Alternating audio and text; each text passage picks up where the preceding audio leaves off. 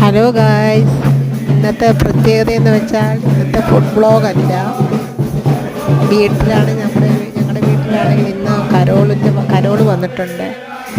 അതിൻ്റെ ഒരു സന്തോഷം പകരാൻ വേണ്ടിയാണ് ഞാനിന്ന് ഈ ബ്ലോഗ് ഇടുന്നത്. കരോൾ വന്നതിൻ്റെ ഒരു സന്തോഷത്തിൻ്റെയും സമാധാനത്തിൻ്റെയും പ്രതീകമായി യേശുക്രിസ്തു ജനിച്ച ഒരു ദിനത്തിന് വേണ്ടി, അതിൻ്റെ പ്രതീകമായി നമ്മുടെയൊക്കെ വീട്ടിൽ സമാധാനത്തിൻ്റെയും സന്തോഷത്തിൻ്റെ ദിവസങ്ങൾ പകരട്ടെ. ഓക്കെ, അഡ്വാൻസ് ഹാപ്പി ക്രിസ്മസ് എല്ലാ പ്രേക്ഷകർക്കും.